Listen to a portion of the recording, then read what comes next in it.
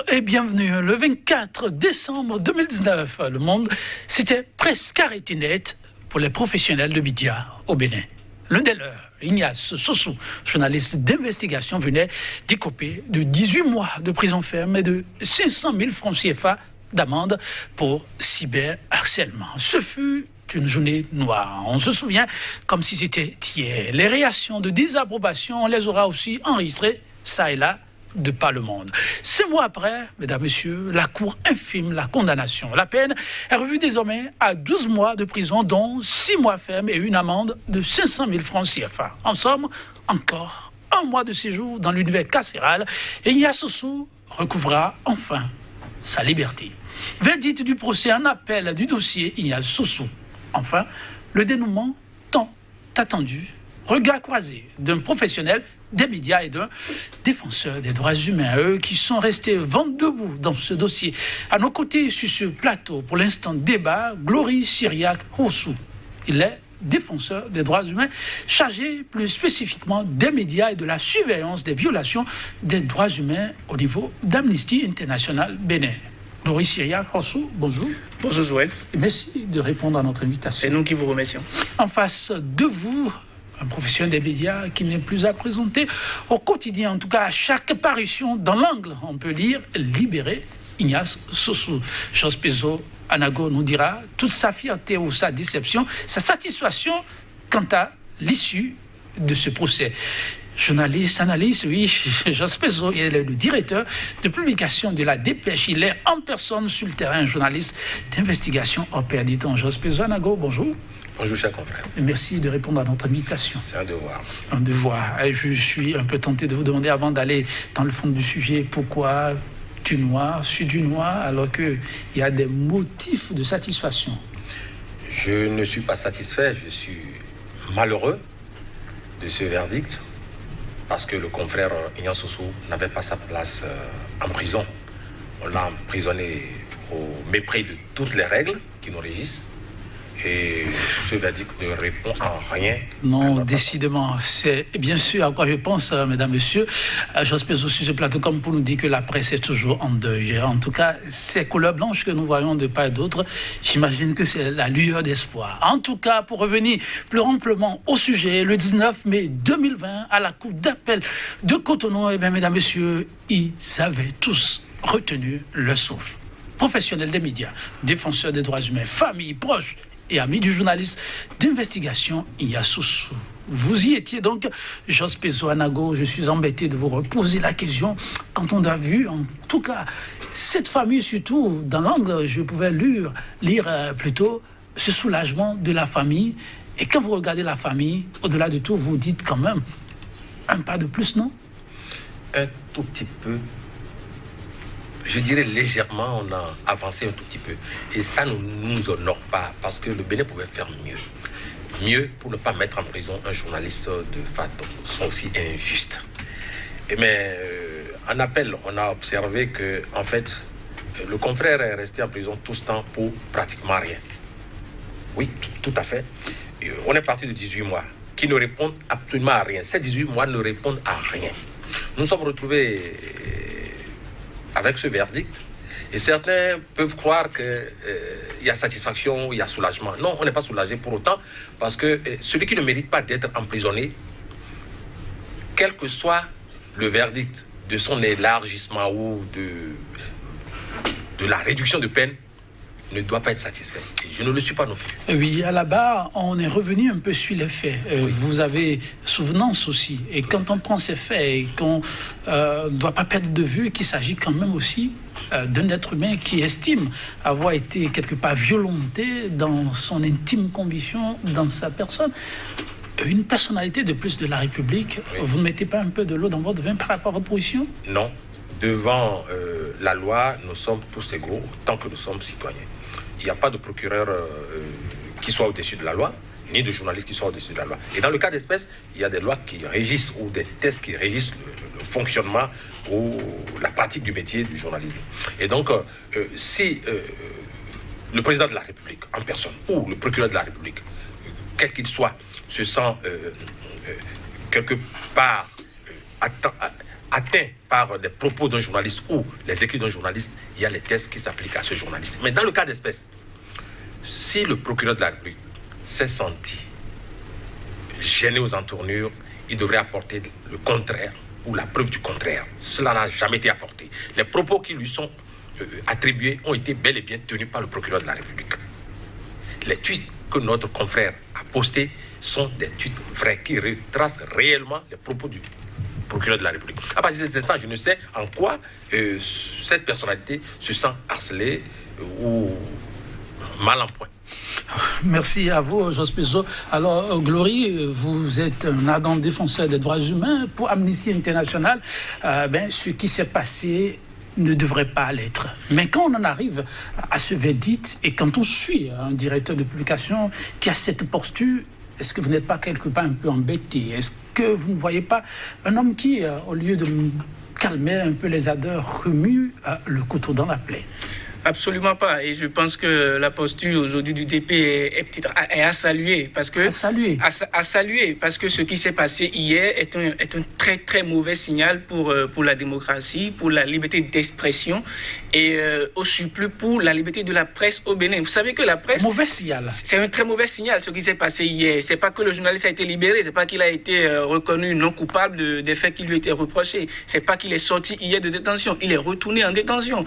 On lui a appliqué hier le code sur le numérique, alors qu'il ne devrait pas, on ne devrait pas lui appliquer le code sur le numérique. Je disais tout à l'heure que les médias sont consubstantiels. Les médias libres sont consubstantiels à la vitalité de la démocratie et de l'état de droit. Et donc, on gagnerait plus à investir dans la protection, n'est-ce pas, des médias et de ces personnes-là qui animent le monde des médias. Le 24 décembre, Ignace Sossou a été condamné à une peine d'emprisonnement ferme, à 18 mois d'emprisonnement ferme. On s'était déjà levé, on a dit non, ça ne peut pas se passer parce que le Bénin ne peut pas vivre en autarcie. Le Bénin est allé au niveau international des conventions et le Bénin a ratifié des conventions au niveau international. Je parle du pacte sur les droits civils et politiques dont l'article 19 prévoit la liberté d'expression, le droit de chaque citoyen à aller chercher l'information et à la répandre avec tous les moyens nécessaires. Le garde des Sceaux sur ces questions et y opposer la souveraineté de l'État béninois. Vous, défenseur des droits humains, vous n'allez pas l'occulter. En matière de droits de l'homme, les questions de souveraineté ne tiennent pas souvent. Vous voyez, quand l'État s'engage au niveau international, c'est-à-dire l'État renonce à une partie de sa souveraineté et est obligé désormais d'appliquer les tests qu'il est allé ratifier. Nulle part, on n'a jamais mis une âme sur la table des gouvernants pour aller ratifier les traités et les accords. Jamais ça ne s'est passé. Et donc, on est allé volontairement aller ratifier ces traités-là. Et donc, on est obligé de les observer, de les respecter, de les protéger sur notre territoire. Mais on voit que de plus en plus, ça ne se fait plus dans notre pays. Et il y a des motifs beaucoup plus d'inquiétude. Ce qui s'est passé hier, loin d'être un motif de satisfaction, c'est un motif vraiment d'inquiétude parce que désormais, les hommes des médias ne pourront plus travailler librement. Ils auront ce code numérique-là qui va leur planer sur la tête. Ils ne seront plus totalement libres d'opiner, alors que la liberté d'opinion est un droit fondamental de l'être humain. La liberté d'expression également. Là, aujourd'hui, on voit qu'on a criminalisé complètement l'expression. Ignace Sossou, journaliste de son État, a usé des moyens numériques pour pouvoir s'exprimer, rapporter des informations, des faits publics qui ont été bien tenus par une personnalité publique. Et aujourd'hui, on lui applique une peine d'emprisonnement, alors que ça ne devrait pas se faire. On n'enferme pas un journaliste qui publie des nouvelles. Ça, c'est un principe fondamental qu'il est important que dans un état de droit, qu'on respecte cela. Et donc, quand on ne le fait pas, nous, on est là pour pouvoir à chaque fois rappeler aux États, aux gouvernants, leurs responsabilités au niveau international. Vous n'oubliez non plus que les contextes ont entre-temps évolué. Le chef d'État béninois l'a longtemps rappelé. Si hier, ce n'était pas faisable au Bénin, il y avait un environnement qui s'y prêtait. Aujourd'hui, avec les nouveaux médias, il y a une nouvelle donne. Et il faut pouvoir s'y adapter. Liberté d'expression, oui, pour le paraphraser, mais il faut pouvoir assumer ses propos. Lorsqu'on doit mettre les deux paramètres ensemble, est-ce qu'il n'y a pas toujours des excuses possibles? Alors, je vais vous dire des choses. Vous voyez, cette loi qui est là aujourd'hui, le code sur le numérique, est une loi, nous on l'a suffisamment rappelé dans nos différentes positions, c'est une loi rétrograde, liberticide et qui nous recule de plusieurs décennies en arrière. S'il est vrai qu'il y a des motifs de satisfaction dans ce code du numérique, il n'est pas moins vrai que également dans ce code-là, il y a de très nets reculs sur lesquels nous devons travailler aujourd'hui à restaurer. Voyez, par le passé, on avait un code de l'information et de la communication avec lequel je suis venu sur le plateau, qui avait dépénalisé les délits de presse. Les journalistes ne peuvent pas faire la prison parce qu'ils ont publié des nouvelles. Même quand ils diffament des gens, il y a des voies et moyens qu'il faut utiliser, mais pas de peine d'emprisonnement pour un journaliste qui a fait son travail. Ça, c'était un fait acquis. Et c'était acquis également dans plusieurs autres pays de la sous-région. Peut-être tout à l'heure, je vais vous conter une jurisprudence de la Cour africaine où un journaliste a été condamné à une peine d'emprisonnement ferme. Quelle Cour africaine? La Cour africaine des droits de l'homme et des peuples. Encore? On est toujours suivi la position du Bénin. On est toujours lié par la Cour africaine jusqu'en mars 2021.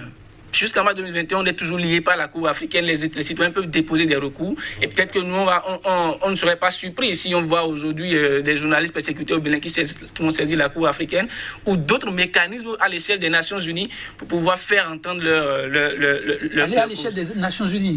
Pour la question des on droits n'est pas encore sorti. Oui, parce que tout à l'heure, je vous ai cité le pacte sur les droits civils et politiques. À l'échelle internationale, on a environ 9 conventions, 9 traités qui traitent strictement des droits de l'homme.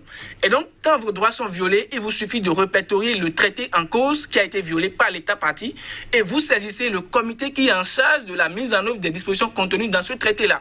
Et donc, le pacte sur les droits civils et politiques aujourd'hui est un traité international auquel le Bénin est parti depuis des décennies.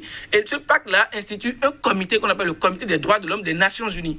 Et donc, quand les droits de l'homme sont violés, les droits civils et politiques sont violés au Bénin, les citoyens peuvent saisir le comité des droits de l'homme des Nations Unies pour pouvoir faire entendre leur cause, quand ils ont fini d'épuiser les voies de recours au plan interne. Et donc, ça également, c'est une opportunité que les gens ont, que les gens peuvent expérimenter quand leurs droits sont violés. Donc, c'est pas que quand on est sorti de la Cour africaine, encore ça prendra effet dans un an, que tout est terminé. Non, rien n'est. On a encore plusieurs opportunités, plusieurs paramètres pour ramener l'État sur le bon chemin. Mais je disais tout à l'heure que c'était un droit acquis de ne plus emprisonner les journalistes qui ont fait leur travail.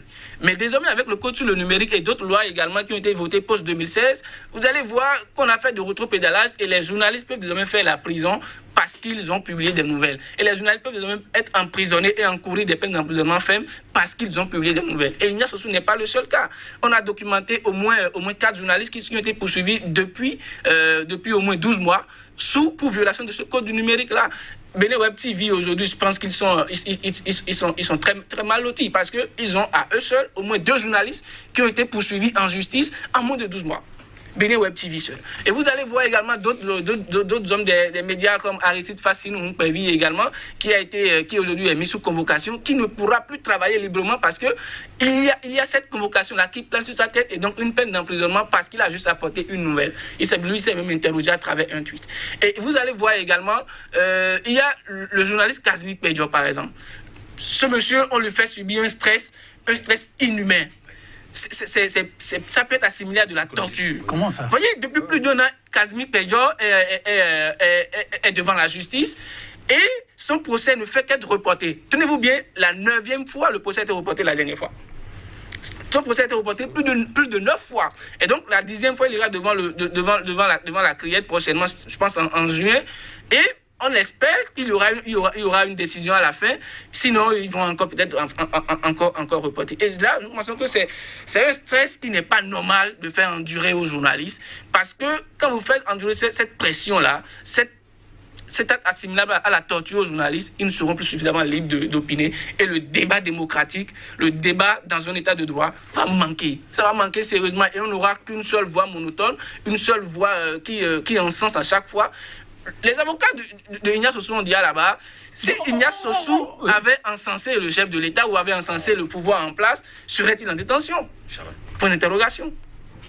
Bah oui, son rôle, c'est de savoir couper la poire en deux, ont-ils rappelé aussi. Et face au tollé qu'il y a eu juste après ce verdict, il y a le conseil du procureur plaignant qui a donné de la voix. Un bout de phrase qui en disait long. Maître Olga Anasidé, c'est son nom, elle disait en substance ceci: la Cour, il faut le reconnaître, on peut ne pas être content, a été clémente. Et c'est à saluer. Fin de citation. Parce qu'au-delà de tout, il s'agit de la justice béninoise. Et votre regard sur ce qui s'est passé. En tout, l'audience aura duré 2 minutes.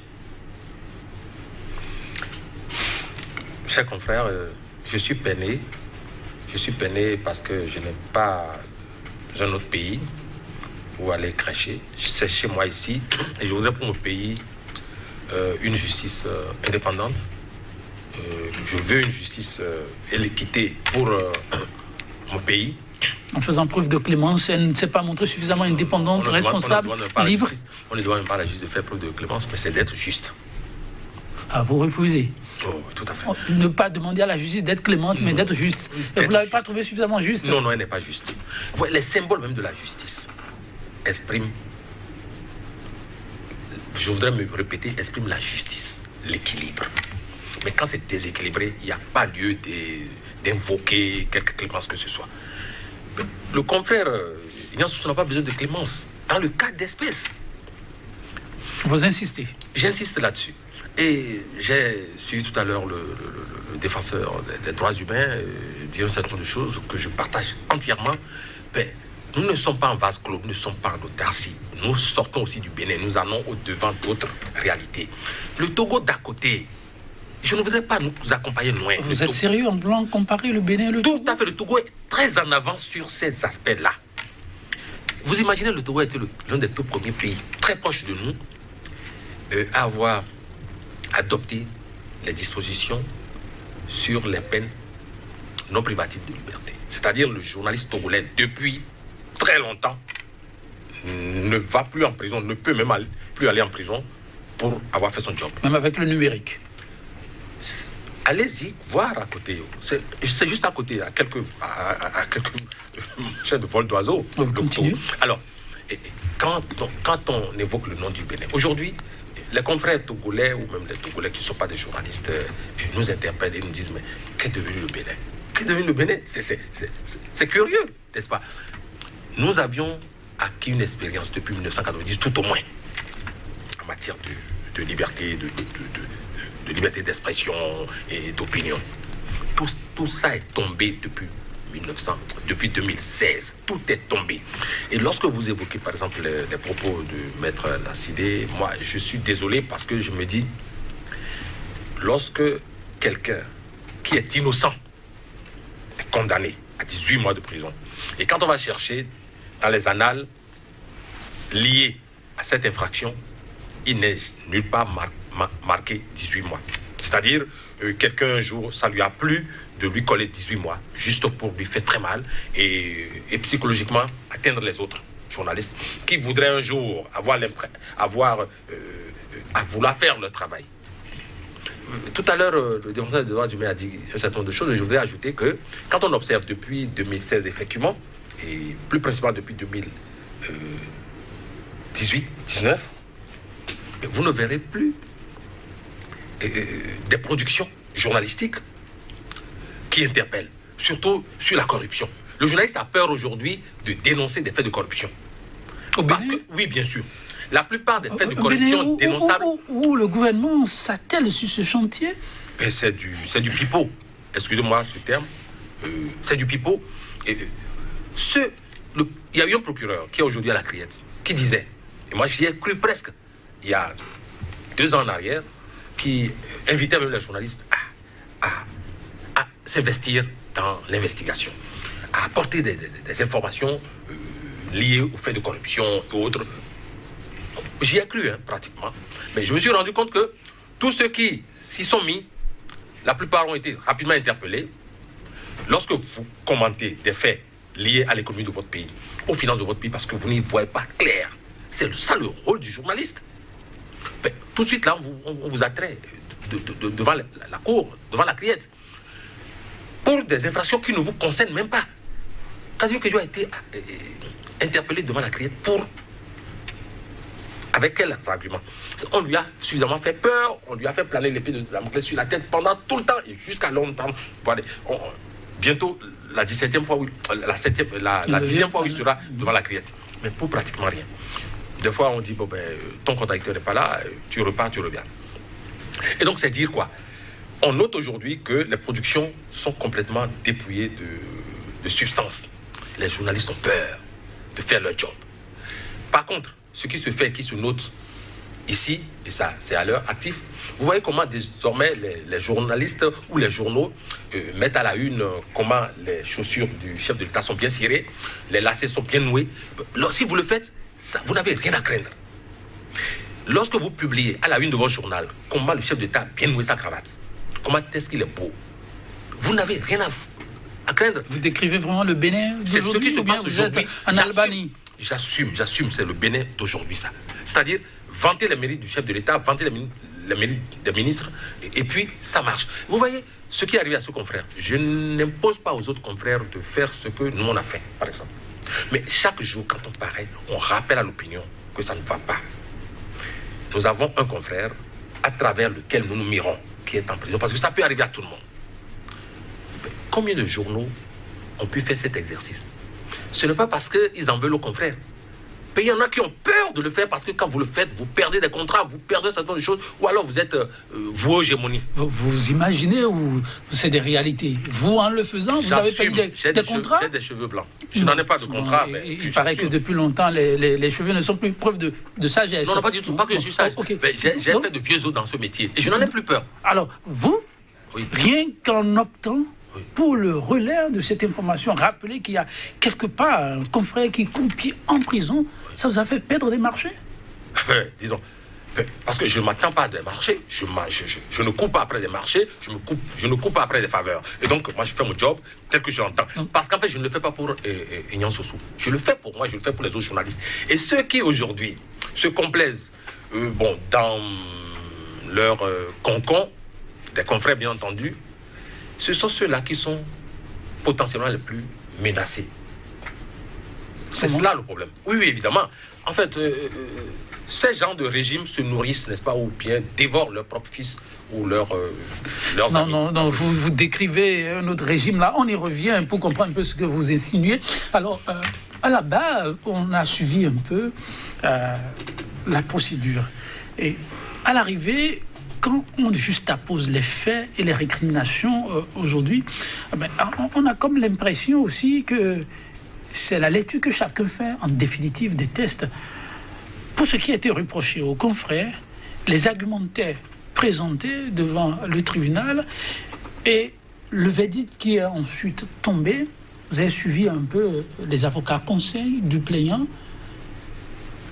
Pas de velléité de nuisance, mais amener chacun à assumer sa responsabilité et à ne pas oublier qu'il évolue dans une société régie par des règles.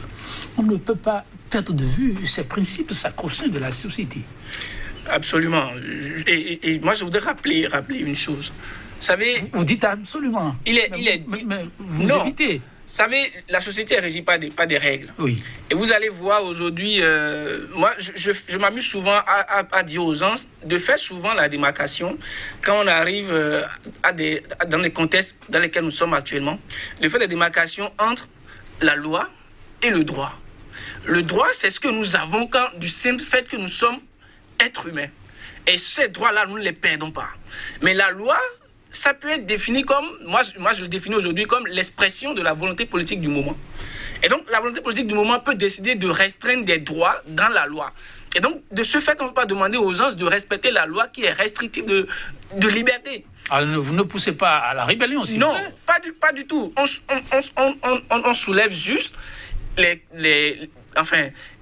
nos récriminations à l'endroit de ces différentes lois liberticides que nous avons vues naître ces dernières années. On parle du code sur le numérique, du code pénal, de la loi sur le renseignement et autres. Et donc, quand vous prenez le code sur le numérique et le code pénal, ça remet fondamentalement en cause certains droits fondamentaux de l'être humain. Là, on appelle de la liberté d'expression qui est désormais criminalisée. On ne dit pas qu'il ne faut pas poursuivre les journalistes. On n'a jamais dit ça. Quand un journaliste est fautif, il faut le poursuivre. Mais un journaliste qui publie une nouvelle ne va pas en détention. Et le code de l'information de la communication a prévu les voies et moyens pour poursuivre un journaliste. Vous ne faites pas une fuite en avant. Là, on a dit qu'il n'a pas été question d'appliquer ce code.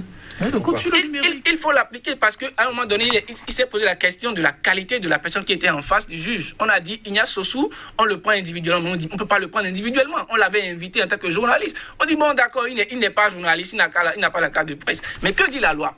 La loi dit, l'article 21 du Code de l'information et de la communication qu'on a voté en 2015. L'article 21 dit, journaliste. L'alinéa 3. Toute personne qui exerce l'activité de journaliste dans une entreprise de presse, soit pour le compte d'autrui, soit pour son propre compte, ou toute personne qui a pour occupation principale la recherche, la collecte, la sélection, l'exploitation, la présentation d'informations et en tire sa principale source de revenus. Ignace Sossou aujourd'hui a la carte de presse de Bénin Web TV. Mais on lui dénie la qualité de journaliste. Pourquoi ne veut-on pas lui appliquer le code de l'information et on a voulu coûte que coûte lui appliquer le code sur le numérique? Son avocat a dit hier que peut-être que les tweets gênent. Mais est-ce que quand ça gêne l'autorité judiciaire, c'est pour ça qu'on en fait une infraction? On ne peut pas fonctionner comme ça, ça ne se fait pas. Et là, nous sentons la dérive et il est important que les uns et les autres soient mis au courant de ce qui se passe, que les uns et les autres soient mis au courant de ce qui est contenu dans nos lois et en tirer les conséquences. En mai 2019, nous on a reçu des familles qui sont venues nous voir. Nos enfants ont été arrêtés dans la rue, ils sont allés regarder un match de football, ils rentraient à la maison quand ils ont été arrêtés. Et après, les enfants ont été mis en garde à vue, après ils ont été déférés à la maison d'arrêt de Cotonou. On a dit attroupement non armé. Mais on a dit aux parents, ce qui arrive à vos enfants, c'est malheureux. C'est malheureux, mais c'est légal. Parce que c'est dans la loi. C'est le code pénal qui dit dans la loi qu'on peut arrêter les gens pour attroupement non armé. Et on a vu que les enfants ont fait la garde à vue. Après, ils ont été déférés à la maison d'arrêt de Cotonou. Et oui, malheureusement, c'est arrivé. Donc c'est de celle-là que vous dites qu'il faut revoir, forcément. Nous, on a dit en janvier, quand on sortait un document de position, qu'il faut revoir certaines dispositions du code sur le numérique. Parce que telles que ces dispositions sont dans le code du numérique, elles ne protègent pas suffisamment la liberté d'expression, le droit de la presse, la liberté des médias. Aujourd'hui, il est dit, moi j'aimerais peut-être insister sur ça. Oui, allez-y. Les droits que nous avons l'habitude de protéger hors ligne doivent bénéficier de la même protection en ligne. C'est pas moi qui le dis, c'est pas nous qui le disons, ce sont les mécanismes de protection des droits de l'homme qui le disent. La Commission africaine des droits de l'homme et des peuples a sorti une résolution sur la liberté d'expression en ligne. On a dit que les droits protégés hors ligne doivent bénéficier de la même protection en ligne. Le pacte sur les droits civils et politiques auquel le Bénin est parti a dit également qu'il faut chercher l'information et la répandre par tous les canaux possibles. Pas tous les canaux possibles. L'article 19 est là. Vous pouvez prendre l'article 19 et lire l'article 19 du pacte sur les droits civils et politiques. Et tous les États qui ne le font pas sont rappelés à chaque fois à l'ordre. Je veux vous dire une chose. En 2012... En dépit de leur souveraineté? En dépit de leur souveraineté, parce qu'ils sont États partis. Quand vous partez à un traité, à un accord international, vous abandonnez une partie de votre souveraineté. Parce qu'il n'y a pas de chef au fait. En 2012, au Burkina Faso, à côté, il y a un journaliste qu'on appelle Issa Loré Konaté. Ah oui. Issa Loré Konaté a écrit dans 3 différentes parutions des articles qui peut-être mettaient à mal le procureur du Faso. Je vais vous citer les titres de ces 3 articles-là. Il dit, première parution, contrefaçon et trafic de faux billets de banque, 2 points, le procureur du Faso, 3 policiers et un cadre de banque, parrain des bandits. Première parution. Procureur du Faso, parrain des bandits. Point d'interrogation. Point d'interrogation. Oui. Deuxième parution, le procureur du Faso, 2 points, un torpilleur de la justice. Point d'interrogation également. Et troisième parution, délit de justice, 2 points, le procureur du Faso, un justicier voyou. Point d'interrogation. Point d'interrogation également. Et bien là, le procureur du Faso a porté plainte contre le journaliste. Le journaliste a été condamné au tribunal. Il a fait appel de sa condamnation. Il a été condamné en appel également. La confirmation de la peine du tribunal a été actée par les juges d'appel. Le journaliste a dit il ne peut pas faire la prison parce qu'il a publié des nouvelles. Oui. Et là, il est allé devant la Cour africaine en 2012. Là, et en 2014, la Cour a rendu sa décision. 2 ans après. 2 ans après, la Cour a rendu sa décision. Et la Cour a dit que le Burkina Faso, en condamnant un journaliste et en prévoyant des délits de presse dans son national juridique, a violé la Charte africaine des droits de l'homme et des peuples auquel notre pays est toujours lié, même si on a quitté la Cour, a violé le pacte sur les droits civils et politiques que j'ai cité tout à l'heure, et a violé d'autres instruments internationaux qui ont rapport avec les droits humains. La sentence a été pour le Burkina ?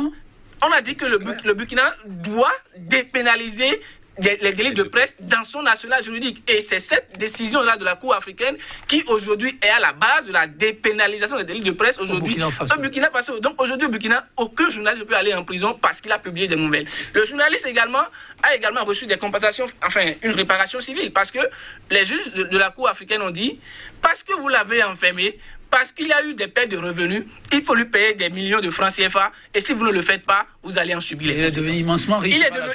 Il est devenu riche. C'est pour ça que moi je dis, ce que Ignace Sossou vit aujourd'hui, le bout du tunnel n'est pas encore prêt là. Si Ignace Sossou décide d'aller en cassation, après devant les mécanismes internationaux, c'est de son plein droit de le faire. C'est de son plein droit. Justement, à cet effet, il y a l'avocat, l'un de ses avocats, Brice Oussou, qui était avec là-bas hier. Il évoque la possibilité de pouvoir en cassation.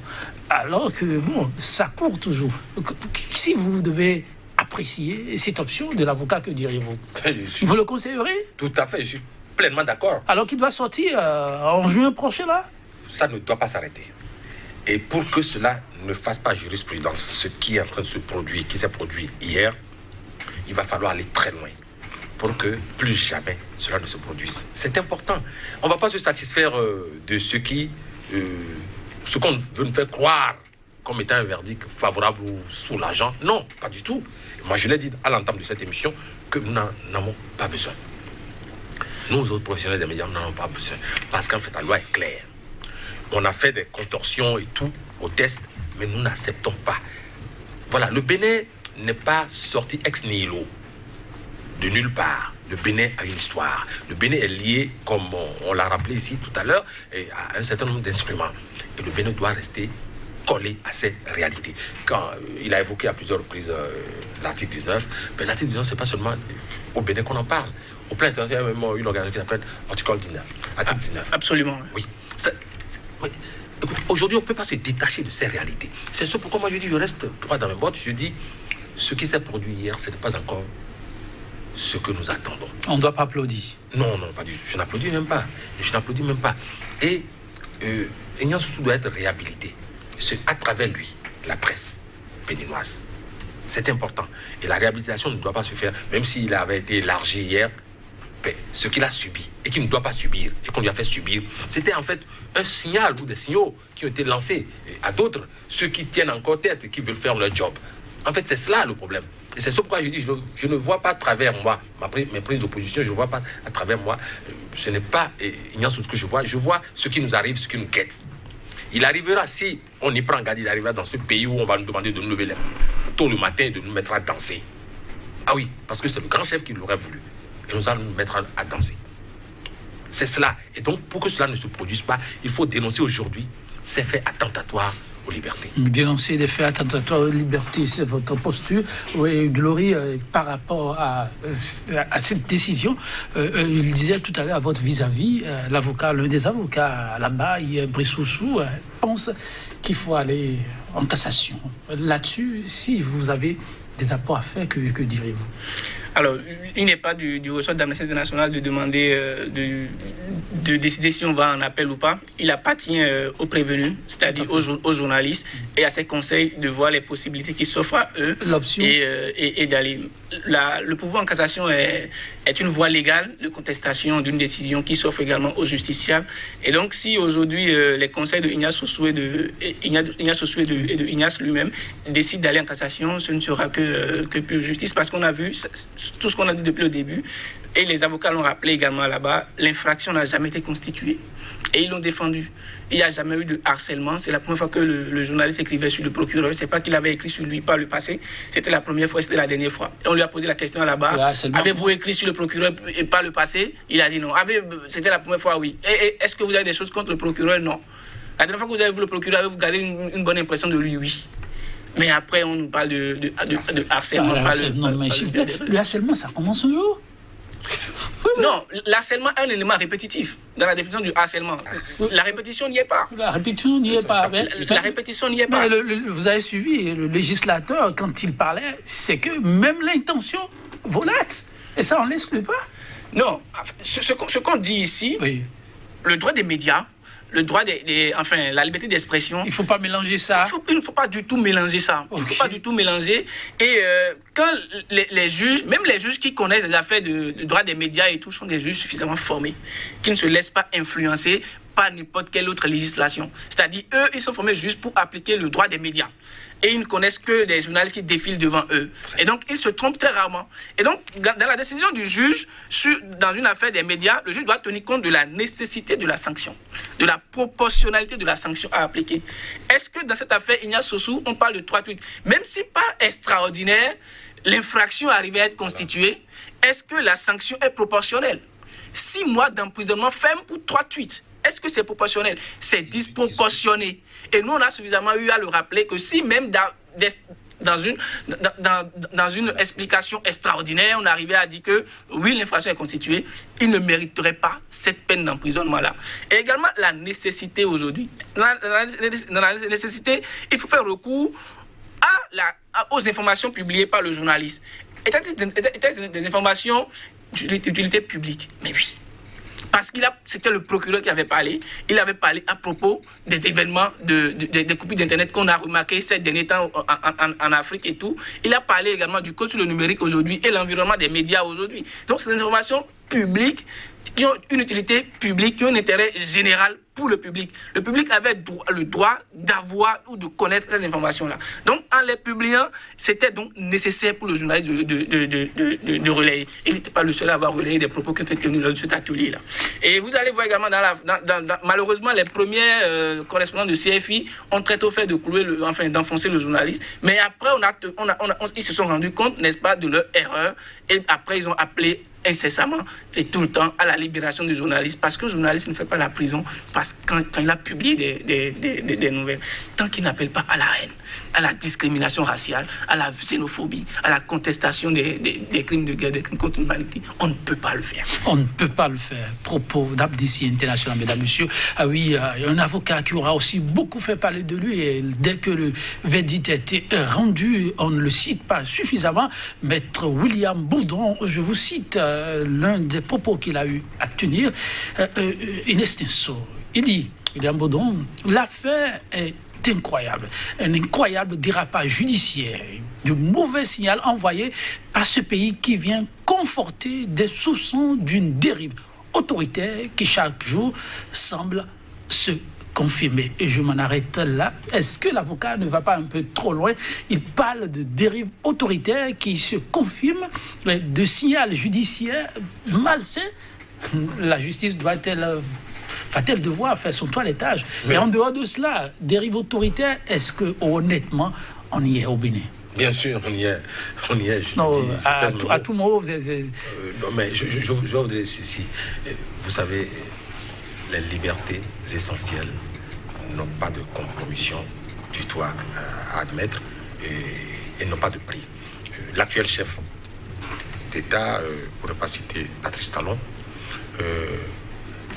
a apprécié ce que c'est que la privation de liberté.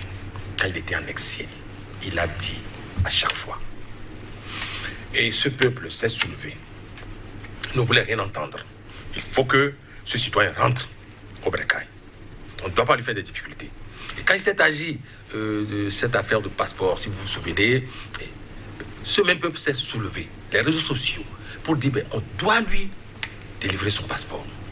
Alors, les autorités sont montées au créneau pour expliquer ce qui se passe et tout. Mais Patrice Talon est rentré, le citoyen Patrice Talon est rentré au pays. C'est cela, recouvrir la liberté. C'est-à-dire la liberté est chère. Il n'y a pas de prix possible à négocier pour ça. Et donc aujourd'hui, quand on prend les propos de Maître Bourdon, moi, ça va totalement bien parce que l'autoritarisme ou tout ce qui lui ressemble ne sont jamais compatibles avec les libertés.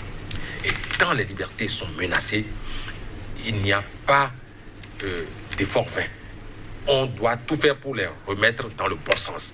Il y va de la crédibilité du pays et il y va aussi pour le bien de chaque citoyen. Même le chef de l'État qui est là devrait se conforter à l'idée que on doit citer le Bénin comme étant un pays où les libertés sont respectées, l'opinion est libre. Si ce n'est pas fait, c'est un autre nom qu'on attribue à un pays comme ça. C'est des dictatures et tout ce qu'on veut. Et je ne voudrais pas ça pour ce pays. Alors, menace sur liberté, Louis Houssou, est-ce un synonyme automatique de dérive autoritaire. Les mots ne sont-ils pas trop forts quand même on comprend le contexte? Alors, il est aujourd'hui constant le fait de voir que le Bénin est en train de tourner dos aux droits humains. Le Bénin ne respecte plus pratiquement les droits humains et les faits sont là aujourd'hui. Il y a pas mal de positions dans lesquelles on a rappelé les exigences du Bénin, les droits en cause qui ont été violés et dont le Bénin doit tenir compte. Nous, on avait déjà pressenti ça en 2016 quand le chef de l'État... Bon. Oui, déjà pendant l'élection présidentielle... à trouver juste. Non, je disais pendant l'élection présidentielle, on avait sorti un manifeste que les présidentiables devaient signer pour prendre un engagement en matière de protection des droits humains quand ils seront au pouvoir. Oui. Tous les présidentiables n'avaient pas signé cet engagement-là. Ne me dites surtout pas que l'actuel président ne l'a pas fait alors candidat. Tous les présidentiables ne l'avaient pas fait. Et nous, en avril 2016, quand le chef de l'État prêtait serment, on lui a adressé une tribune qui est parue chez vos confrères de Jeune Afrique. On a rappelé au président de la République quels devraient être ses objectifs en matière de droits humains. Et la liberté des médias est revenue dedans. On a dit que le Bénin doit placer les droits humains au cœur de la gestion des affaires publiques. Et donc, si nous ne le faisons pas, on va tourner dos aux droits humains. J'ai dit, ne me dites pas que l'actuel chef d'État, alors candidat, n'avait pas signé non plus. Il n'avait pas signé. Sérieux? Le chef de l'État n'avait pas signé. L'équipe du chef de l'État, on avait tenté de les joindre enfin, pas tous les moyens, mais il n'avait pas signé. D'autres avaient signé, mais ceux qui sont au pouvoir aujourd'hui ne l'avaient pas fait. Mais ça ne nous avait pas découragé. On leur avait encore adressé une lettre ouverte également le 6 avril pour leur dire, mais tenez compte des droits humains dans la gestion de la cité. Mais on a vu que ça n'a pas raté. Nos craintes étaient fondées. Parce que fin 2016, on a vu des médias ont été arbitrairement fermés.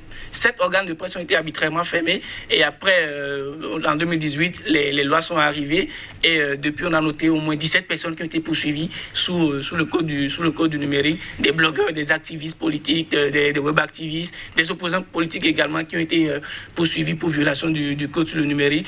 Et aujourd'hui, les journalistes, aujourd'hui, c'est comme je le disais à l'entame, ne sont plus suffisamment libres pour faire leur travail, parce que l'affaire Ignace Sossou est symptomatique de ce qui va peut-être arriver très bientôt. Les propos ont été bien tenus, mais on ne remet pas en cause les propos. On dit qu'il n'a pas cité mot pour mot. Mais on ne remet pas en cause ce que la personne a dit. On n'a pas dit qu'il a menti. Et donc c'est symptomatique. Il faut juste que les uns et les autres aujourd'hui, ceux qui doutent encore de ce qu'on a comme arsenal juridique aujourd'hui, il faut qu'ils savent que vous pouvez maintenant rapporter des propos qui ont été bien tenus et être poursuivis. Là, c'est dangereux. On espère que ça va se corriger parce que ça fait froid au dos, si c'est vraiment ainsi que ça va se jouer. Alors, je vais vous demander simplement de conclure, juste après ce mot qui, franchement, donne la chair de poule. Je voudrais conclure en disant que vivement que les uns et les autres prennent la mesure des enjeux et que justice soit réellement rendue au confrère Ignace Sossou, parce qu'en fait, il est injustement mis en prison. Le verdict qui est tombé ne nous agrée pas.